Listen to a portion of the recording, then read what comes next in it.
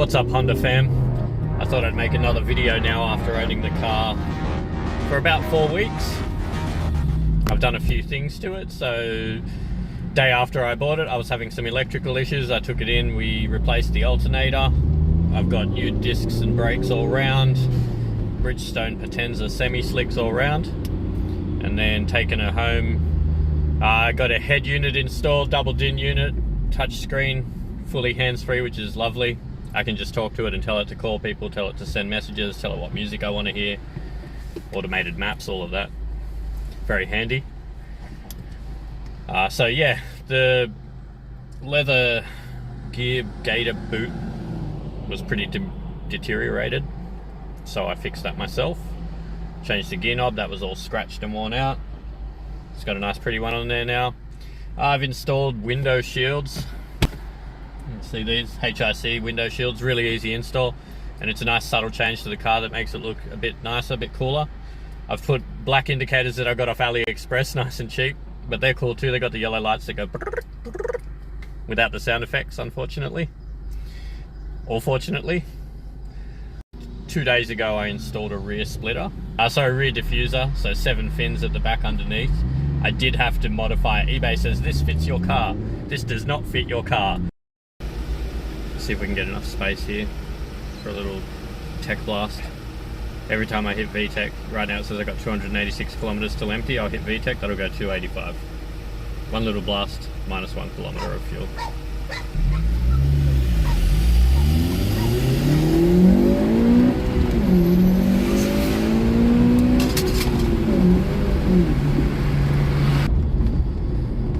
Obnoxious cunt in your Type R. Yeah.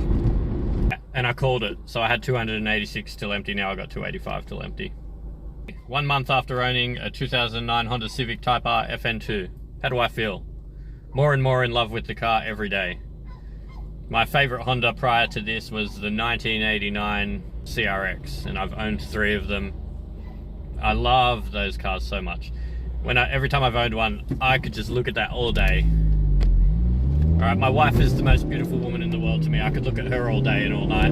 But as far as cars go, oh, that shape.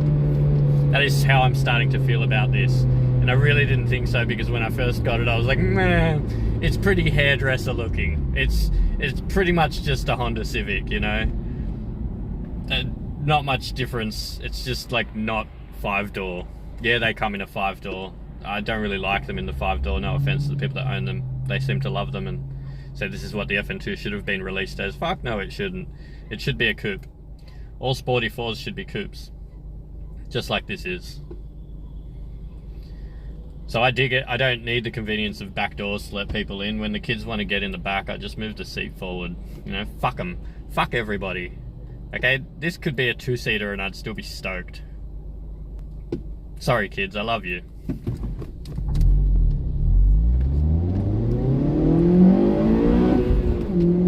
Yeah, so hit VTEC again, 284 till empty. I'll stop wasting fuel now and just go grandma mode to work.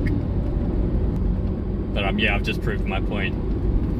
Every little burst of VTEC drains a kilometer of fuel. It's a bit ridiculous.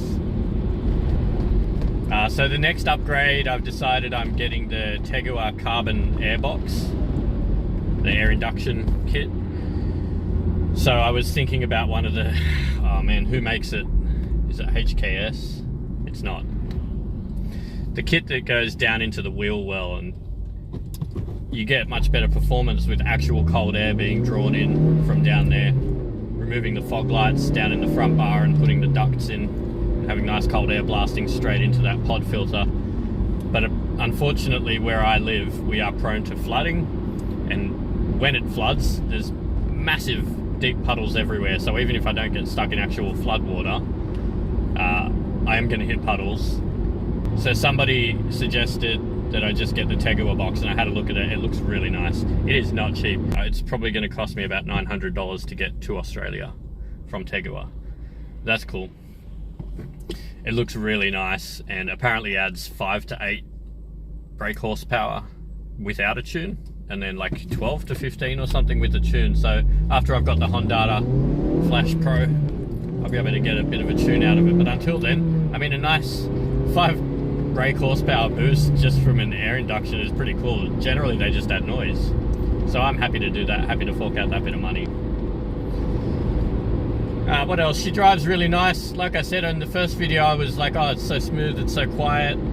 I'm starting to notice that it's not super quiet anymore, but it's still, like, to me, compared to my normal 3-inch exhaust setups and shit, it is a quiet Sporty 4.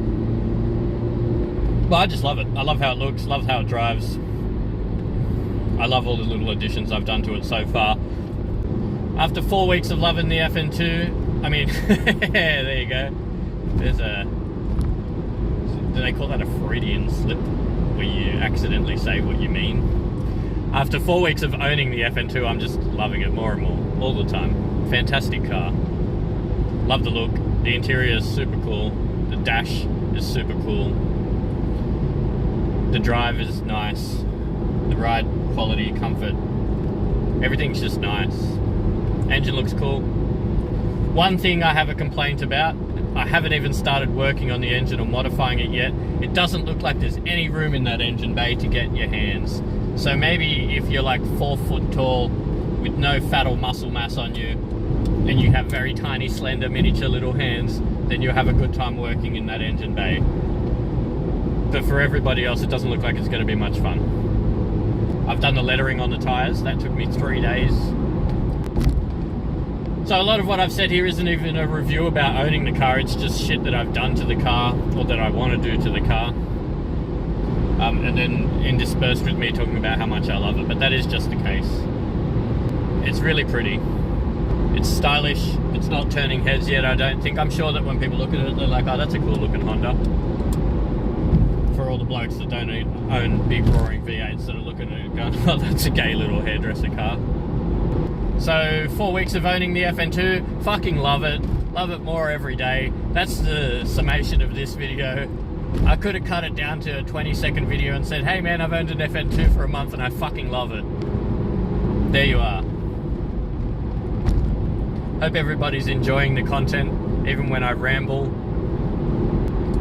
Actually, you know what? I've just talked about how much I love it. Let's see, is there anything negative that I can say about this car?